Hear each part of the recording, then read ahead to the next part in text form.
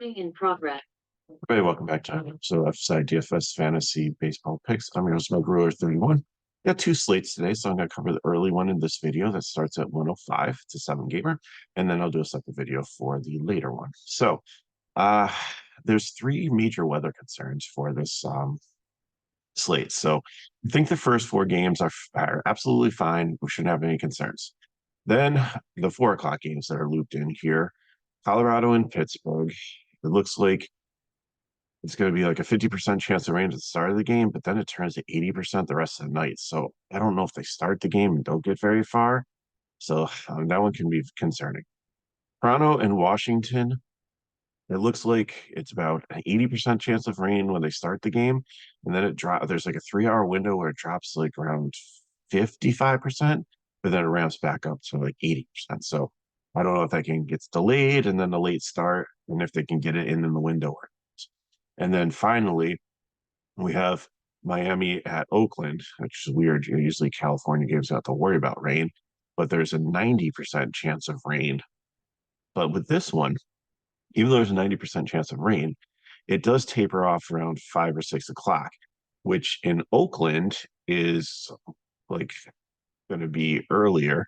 So the game starts at 4.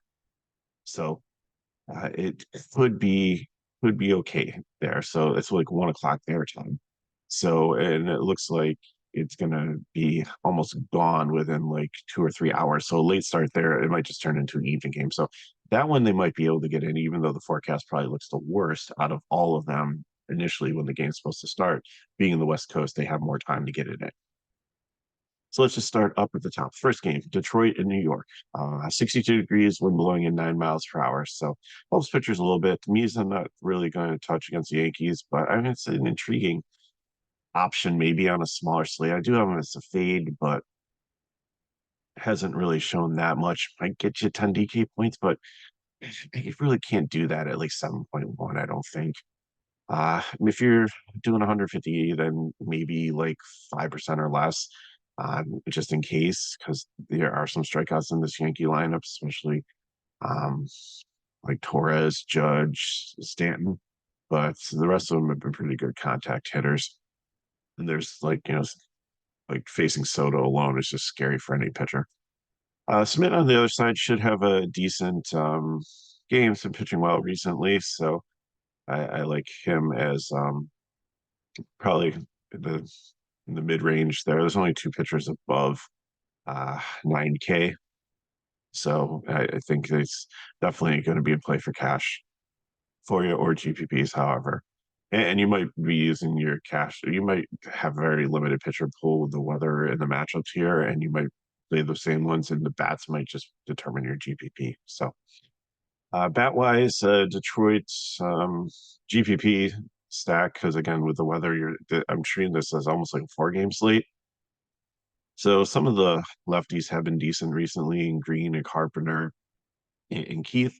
So they do, as a cheap stack, kind of make things work sometimes. And then the Yankees, I think, are probably going to be the top stack on the slate here. So however you want to, I love that Verdugo's been moved up into the 4th. It gives you some relief there in your stacks. Rizzo's been doing a little bit better. He had the walk-off hit last, like the Yankees saved everything till like the end of the game. Like they were trailing and then they put everything together in the 9th inning. And like Judge got on and Verdugo had like a slap bunt it was, and then Rizzo hit the game winner. So it wasn't a home run. It was a like a single or double, but still there's good potential in this lineup. Boston and the Twins. Brian Bernardino. I think I had Anderson when it first came out. So I don't know who it's going to be or if it's going to be like a bullpen game or how that's going to go. So I think I'll just change Anderson over here to the Boston guys.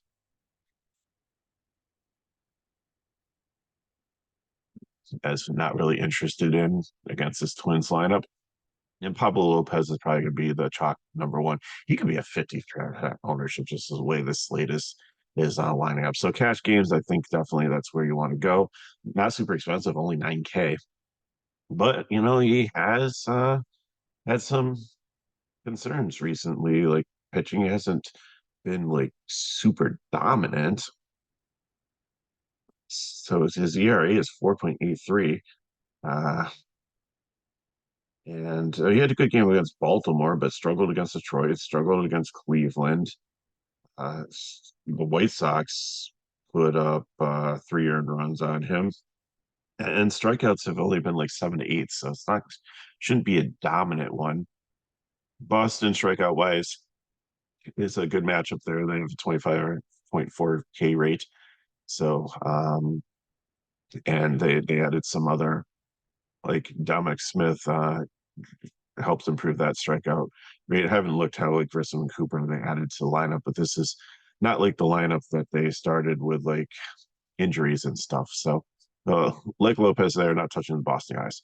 Boston bats, I think, are sneaky in a GPP because if he does continue to struggle, I just don't understand. Like they've got so expensive up top. Like Duran's good, but 5.1.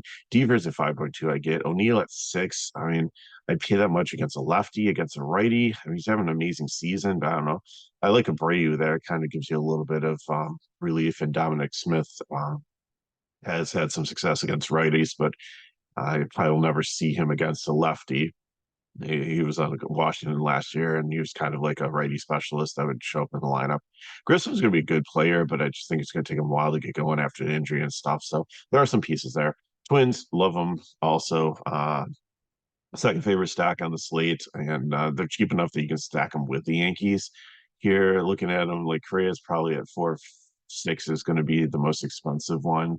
So, and we'll just have to see how they line up because I it looks like righties with like Bernardino, but if it's going to be like a bullpen game and there are lefties there, we'll have to see how things go with that. White Sox and Cardinals. Now, this is a decent hitting environment. 81 degrees, so wind blown out, 8 miles per hour. Fetty, I mean, I like him. I just, and looking at like preliminary ownerships and projections and stuff. Like he's looks like a fade, but I mean, I don't see why. He's had some strong outings recently. As he went over to the KBO and worked on some things and has come back and has been good. He's got a 2.6 ERA for the year. Uh, he KC put up 23 DK points against Minnesota, 31 DK points against Tampa Bay, 32 DK points, and it's not even a lefty. Like lefty against Tampa Bay is dominant, but he's a righty. He's only given up in the last 4 games like 4 home runs, and one of them was in one game against Cleveland. So he had a bad game there. But he's had 7, 9, 11 Ks. So he's been going pretty deep. He went 8.1 the last time out. So I and St. Louis doesn't really scare me. I mean, they have a high total. It is, I think, the highest on the slate here, and they do have good weather hitting conditions. But like yesterday, they had great hitting conditions against a bad White, and they're a chalk team, and they only put up like 3 runs, and it was all courtesy of like Nolan Arenado. So, and Lance Lynn on the other side, I think is very solid also. So I think between your options are really Lopez, Lynn, and Schmidt here. A mix and match of those in cash and then in GPP if you want to figure out another pitcher. That's fine, but I think that's a solid core to rotate between if as you're playing this slate here, and mix in Fetty too if you're playing Cardinals. So White Sox like and the contrarian stack, but I really don't know who I'd take there. The Cardinals I like against Fetty maybe, but I think it's more of a GPP. And like Donovan's okay, he's cheap leading off. Contreras definitely had a good game yesterday too, with hits and stuff. Goldsmith, I think, is just dust. Arenado like had a good game last night, but at 5K, I don't know if I trust that. Burlington's pretty cheap at 2.6. Wynn's not bad for shortstop at 3K. He's got speed, and last year he just tried to hit everything out of the ballpark when he came up in the fall, and this year he's more contact hitter and just kind of taking what comes to him. So I think he'll definitely be a decent player there. But Newbar's really been struggling this season, coming back from the injury. Gorman's been moved down to the bottom of the lineup. So again, St. Louis has this high total, but I really just don't know who I want to play or if I really want to play five players from them. So we'll see with that. Milwaukee and the Cubs, the wind's blowing in here 10 miles per hour, so that's definitely helps pitchers. Myers is not a horrible pitcher, but not a great pitcher, like a 7K.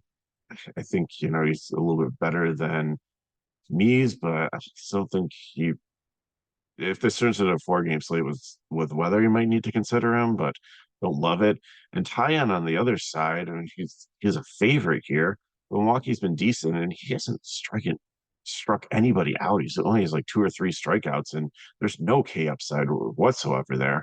And Milwaukee isn't even like they're in the middle of the road, so they're not going to help manufacture any Ks for him. So really, maybe these two are in play, and if you're doing 150 max, but other than that, in 20 max, I don't even think I'd touch him again. I think I'd rotate just between Lynn, Fetty, Schmidt, and Lopez for those types of contests.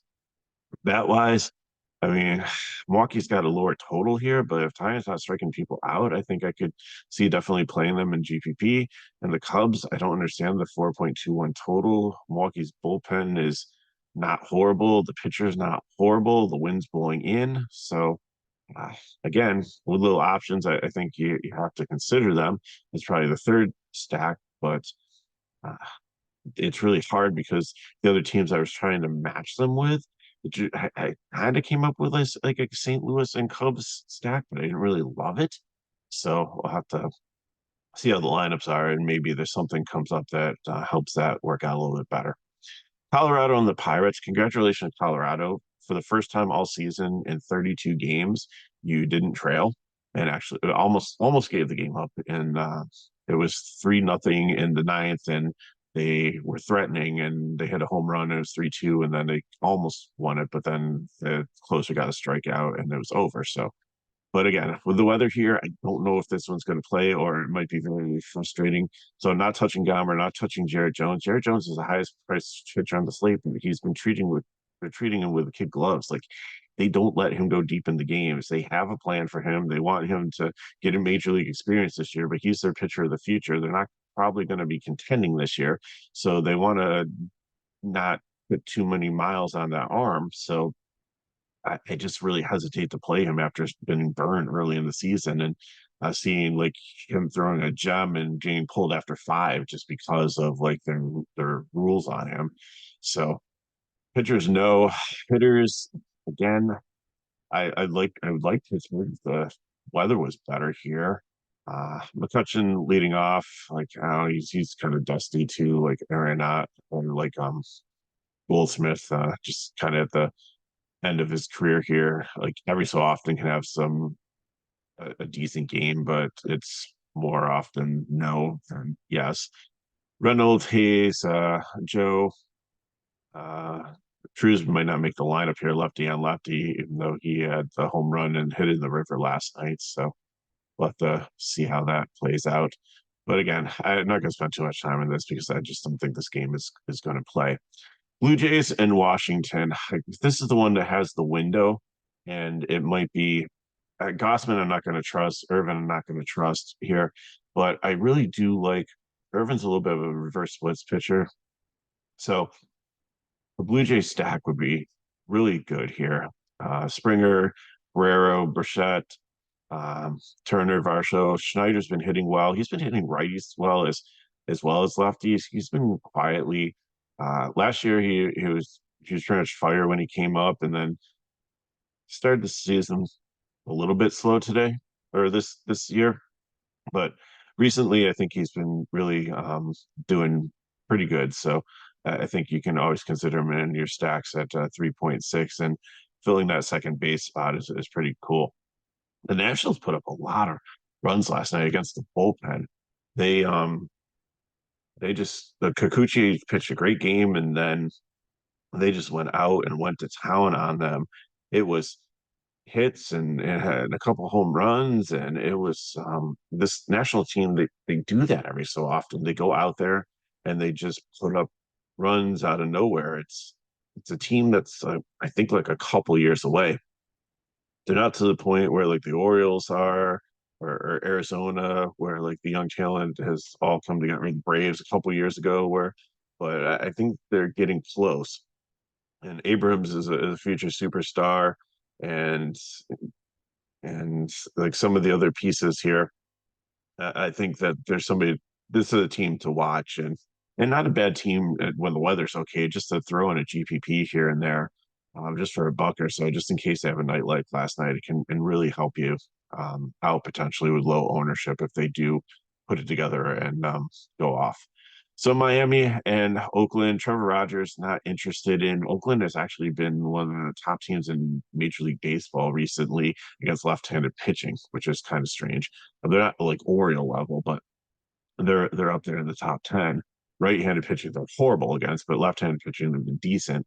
And Blackburn on the other side, Areza got traded to San Diego, so Jazz should be leading off here. So there's one.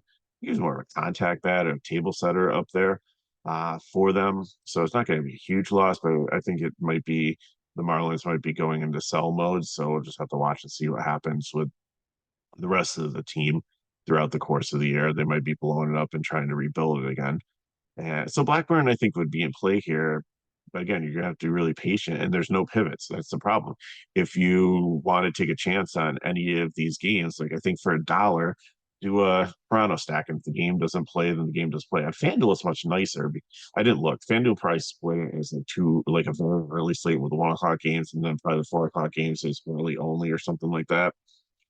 But if FanDuel does have the all 6 game or 7 games as the early slate, then it's good because if you see some of these games are rained out, you can like switch them off. But again, there's really no place to switch to because uh, just all the weather is at the 4 o'clock hour. So, but I do think potentially this game could play later on in the day. So again, Blackburn and the A's bats could be a little bit sneaky in GPPs.